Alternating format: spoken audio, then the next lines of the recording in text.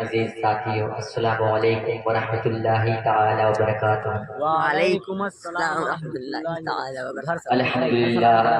الحمدللہ رب العالمین، الصلاۃ والسلام علی سید المرسلین وآلہ وصحبہ اجمعین، اما بعد فاعوذ باللہ من الشیطان الرجیم، بسم اللہ الرحمن الرحیم۔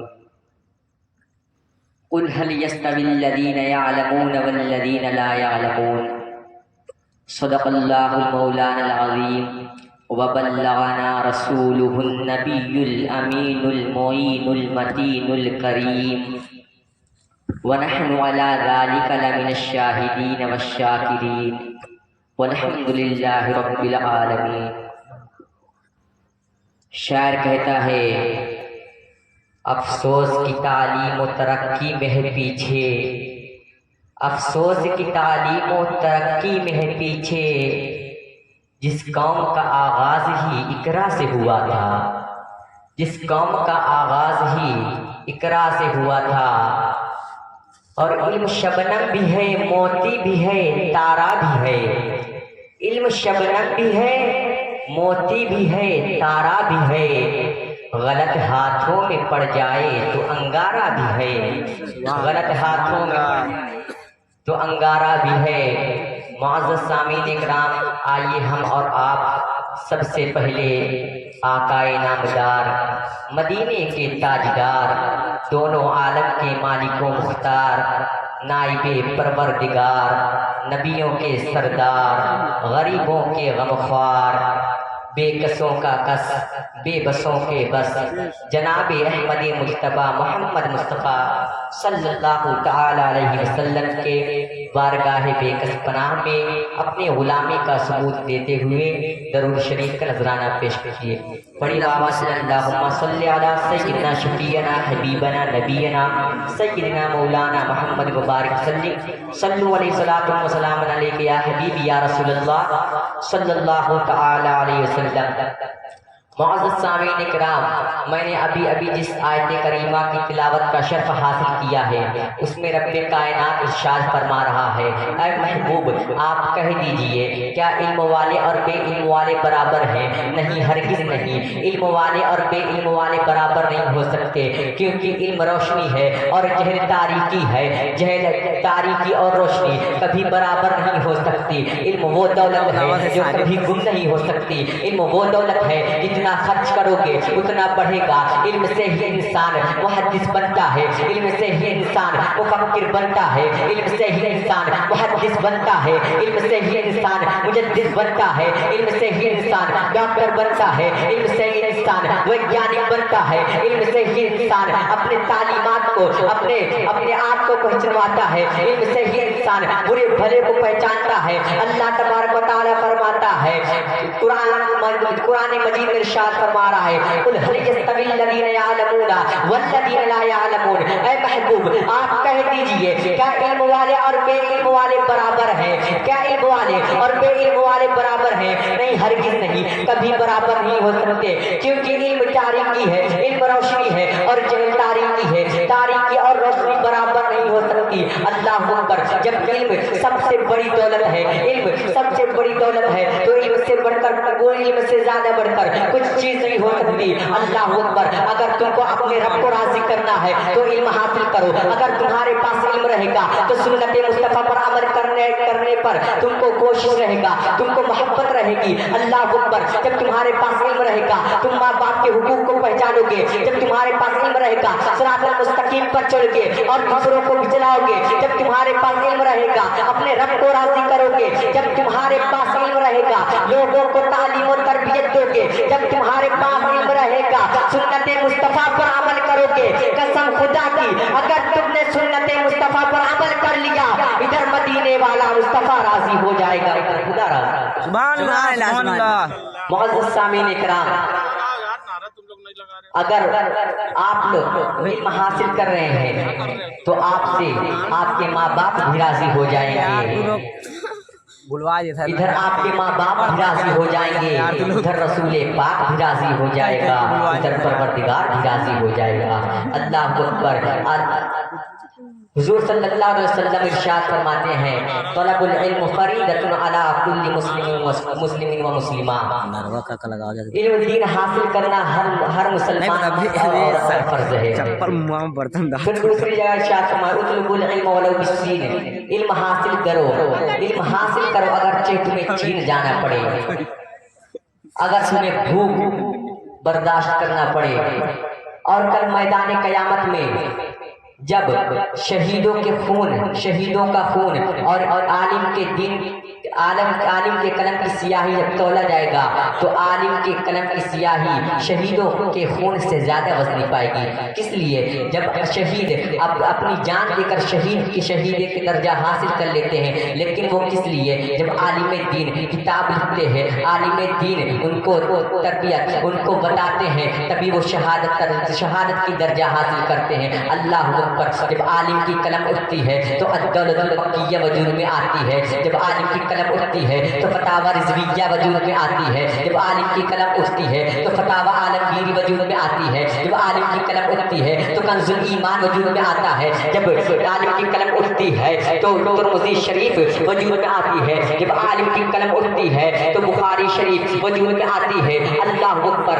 آج کسی کو جانا جا رہا ہے، پہچانا جا رہا ہے تو علم کی وجہ سے۔ اللہ اکبر۔ کوئی محدث کبیر بن رہا ہے تو علم کی وجہ سے، کوئی مجاہد ملت بن رہا ہے تو علم کی وجہ سے، کوئی قائد ملت بن رہا ہے تو علم کی وجہ سے۔ اللہ اکبر۔ تبھی تو شاعر کہتا ہے جو علم میں بن گیا وہ سب میں بن گیا۔ شاعر کہتا ہے جب علم ہی نہیں تو عمل کیا ہوگا، جس بیاباں میں شجر ہی نہیں تو پھل کیا ہوگا، جس بیاباں میں شجر ہی نہیں تو پھل کیا ہوگا۔ اگر آج اعلیٰ حضرت کو جانا جا رہا ہے تو علم کی وجہ سے۔ اعلیٰ حضرت وہ شخصیت ہیں جو چند گھنٹوں میں کتابیں لکھتے ہیں، تبھی شاعر کہتا ہے غوث کو وادی جیلان کہا جاتا ہے، خواجہ کو ہند کا سلطان کہا جاتا ہے، جس نے چند گھنٹوں میں لکھ دی الدولۃ المکیہ، اسی کو بریلی کا امام احمد رضا خان کہا جاتا ہے، اسی کو بریلی کا امام احمد رضا خان کہا جاتا ہے۔ آئیے ایک واقعہ اور یاد آ رہا ہے، کیا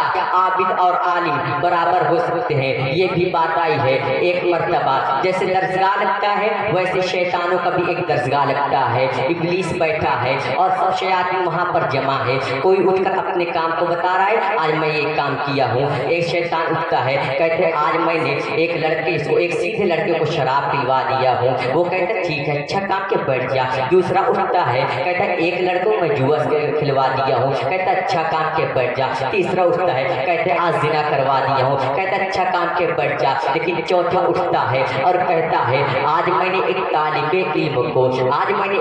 علم کو بہکا دیا ہوں۔ وہ اٹھ کھڑا ہوتا ہے اور اپنے پاس اس کو بیٹھاتا ہے، اپنے گود میں لیتا ہے۔ سب شیاطین تعجب میں ہے، ہم لوگوں نے اتنے بڑے بڑے کام کو انجام دیے ہیں لیکن یہ میرے طرف نہیں دیکھ رہا ہے، میری تعریف نہیں کر رہا ہے، یہ چند اتنی چھوٹی سی کام کر دیا ہے، اس کو گود میں اٹھا لیا ہے، یہ کیا ماجرا ہے؟ وہ کہتا ہے جب وہ ابھی ابلیس کہتا ہے تم لوگ کو دیکھنا ہے یہ کیا کام کیا ہے، اگر تم نے کسی کو شراب پلایا ہے تو بعد میں بھی پی سکتا ہے، وہ خود کو صرف گناہ میں ڈالے گا لیکن دوسروں کو بچا نہیں سکتا۔ اللہ اکبر۔ اس طالب علم اگر کل عالم بن جاتا تو کتنے لوگوں کی زندگی کو سنوار دیتا۔ اللہ اکبر۔ کہتے تم لوگ دیکھنا چاہتے ہو؟ وہ لوگ کہتے ہیں ہاں ہم کو دیکھنا ہے۔ تو وہ ابلیس نکلتا ہے، پہلے ایک عابد کے دروازے پر جاتا ہے، عابد کے دروازے پر کھٹکھٹاتا ہے اور جب باہر عابد نکلتا ہے تو کہتا ہے ایک اتنی بڑی شیشی دکھاتا ہے، کہتا ہے اس میں کیا اللہ تبارک و تعالیٰ سارے جہان کو اس میں سما سکتا ہے؟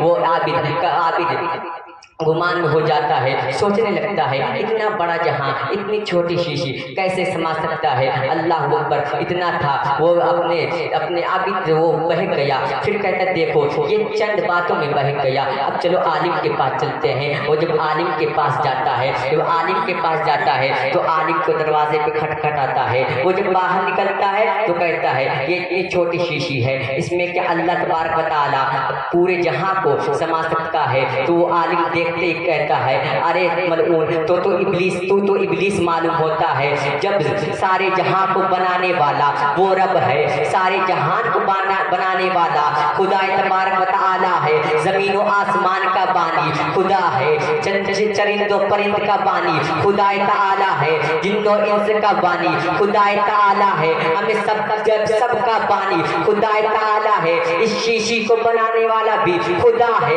इस जहान को बनाने वाला भी खुदा है। अबे तो ये क्या बात कर रहा है, ये शीशी तो बहुत बड़ी है, एक सुई की नोक में चाहे तो अल्लाह तबारक व तआला सारे जहान को शामिल कर सकता है। मुअज़्ज़ज़ सामीन इकराम, किसी को ईमान लाने की तौफीक मिलती है तो वो भी इल्म की वजह से मिलती है। आइए एक मुख्तसर सा वाक़या मैं पेश करता चलूँ। हजरत हबीब यमनी रज़ियल्लाहु ताला अन्हु जब ईमान नहीं लाए थे तो अबू जहल ने उनको दावत दिया कि मैं जैसे खत लिखूंगा तुम्हारे पास, तुम फौरन यहाँ पे चले आना। अभी खत लिखा नहीं, खत लिखा है और खत लिखने के बाद जैसे पहुंचे हैं वो रुई लेके बाहर खड़ा है। जैसे ही घोड़े से उतरते हैं कानों में कहते रुई लगा ले। हबीब यमनी फरमाते हैं क्यों रुई क्यों लगाना है? तो कहते तू जानता नहीं, अभी मुस्तफ़ा की आवाज़ तेरे कानों तक आ जाएगी तो तू बोली उसका बोलने लगेगा। अल्लाह अकबर। कहता यार कानों में आवाज़ आने से क्या होती है? अल्लाह अकबर। कहते तुम नहीं जानते, अगर जो उसका आवाज़ सुन लेता है बोली उसका बोलने लगता है। तो कहते ठीक है, बुलाया किस लिए है?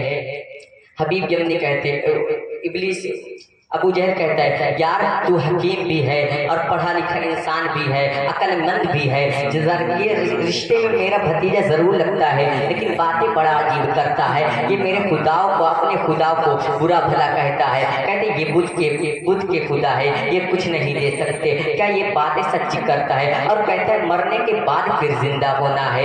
चूँकि हबीब यमनी पढ़े लिखे इंसान थे तो फरमाते हैं जिसने बिना कुछ दिए पैदा फरमा दिया, अगर वो मारने के बाद जिंदा करता है तो कौन सी बड़ी बात है? अल्लाह अकबर। कहते ठीक है, बुलाया किस लिए है? अबू जहल कहता है जरा इसका इलाज कर दे, तू हकीम है। तो कहते ठीक है, बुला, उसका नब्ज पकड़ कर देख लूंगा। कहते नब्ज मत पकड़ लेना वरना काम ही खत्म हो जाएगा। कहते तू कहना क्या चाहता है? तो अबू जहल कहता है एक मर्तबा मैं गया मुस्तफ़ा के पास, मेरे हाथ में कंकड़ थी और मैंने कहा अगर तू अल्लाह का नबी है, तू रसूलुल्लाह है तो बता मेरे हाथ में क्या है? तो मोहम्मद मुस्तफ़ा सल्लल्लाहु अलैहि वसल्लम फरमाते हैं अगर मैं बताऊंगा तो कोई कहे शायद कोई बता दिया है, लेकिन इस मुट्ठी में रहने वाले से पूछ ले कि मैं कौन हूँ। अल्लाह अकबर। इतना कहना था। अबू जहल बहुत खुश होता है, कहता है मेरे हाथ में कंकड़ है, कंकड़ बोला नहीं करते, लेकिन अल्लाह अकबर सिर्फ इशारा हुआ नबी करीम सल्लल्लाहु अलैहि वसल्लम का,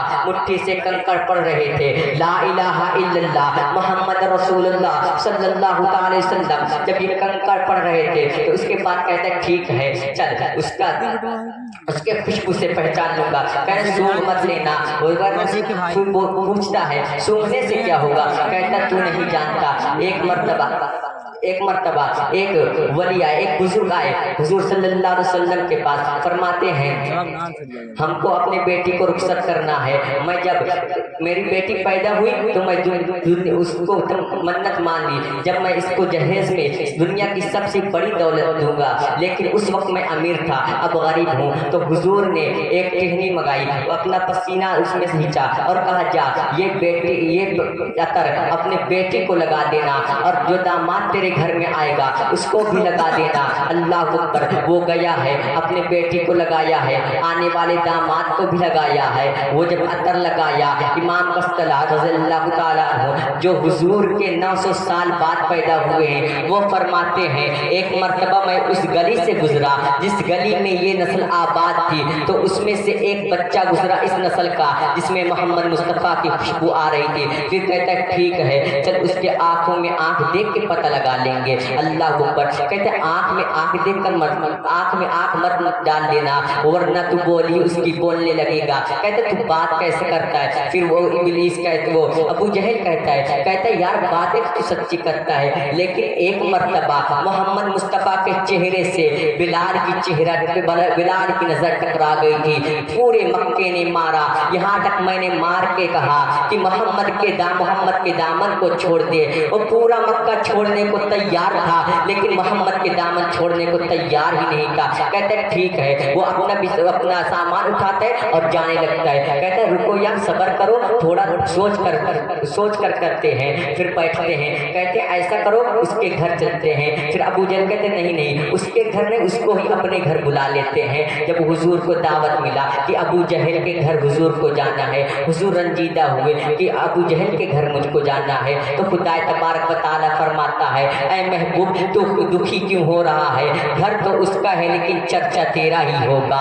घर अबू जहल का है लेकिन चर्चा तेरा होगा। अल्लाह अकबर। आप चंद साथियों के साथ जब जा रहे हैं तो अबू जहल यहाँ प्लान बना रहा है, कहना वो आते हैं तो लोग खड़े हो जाते हैं, खड़े मत हो जाना, आज उसकी औकात बता देना कि उसकी औकात क्या है। अल्लाह अकबर। ये प्लान बनना है। उधर रब फरमा रहा है जिब्रील जी रब्बे जलील, आज अबू जहल के घर मेरा महबूब जा रहा है, वहाँ प्लानिंग हो रही है, जब महबूब आएंगे कोई खड़े मत हो जाना। अल्लाह अकबर। महबूब मेरा जिसे मैं चाहूँ वो खड़ा होगा, अगर जो खड़े ना होना उसके कान पकड़ खड़ा कर देना। मेरे महबूब आ रहे हैं। जैसे ही पहला कदम रखे हैं, अबू जहल शैबा को देख रहा है, शैबा उत्बा को देख रहा है, कोई खड़े मत हो जाना। मेरे महबूब कदम रखे हैं। इब्लीस अबू जहल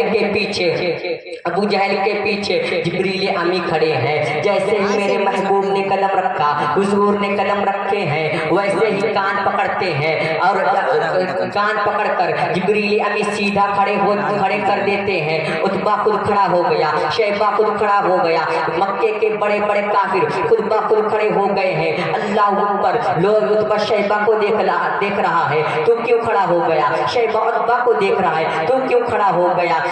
सब खुद ही कह रहे हैं अरे अबू जहल तू क्यों खड़ा हो गया? अबू जहल ने कहा मुझको नहीं मालूम मैं कैसे खड़ा हो गया। इतने में हबीब यमनी बोल उठे कि बेशक मेरे महबूब सच्चे हैं और तुम लोग झूठे हो, क्योंकि जादूगर का जादू आसमान पे नहीं चलता, जमीन पे चलता है। तुझे कोई और नहीं बल्कि परवरदिगार आलम ने खड़ा किया है। फिर हबीब यमनी फरमाते हैं ऐ मुस्तफ़ा सल्लल्लाहु अलैहि वसल्लम, हमको चंद बातें हम तो सवाल करेंगे और उनमें से एक सवाल हम करेंगे और आप जवाब देंगे और दूसरा सवाल भी आप बताएंगे और जवाब भी आप देंगे, क्योंकि जो नबी होता है उसको इल्म का भी गैब होता है, इल्म की भी पता होता है, गैब की भी पता होता है। अल्लाह अकबर। आप कहते हैं ठीक है। आप तो अब वो हबीब यमनी फरमाते हैं वो चांद को 2 टुकड़े कर कीजिए, तो उस वक्त चांद नहीं था, सूरज था। आप एक इशारा फरमाते हैं सूरज चला जाता है, दूसरा इशारा फरमाते हैं चांद आता है। जब चांद आता है तो हबीब यमनी की तरफ देखते हैं, कहते इशारा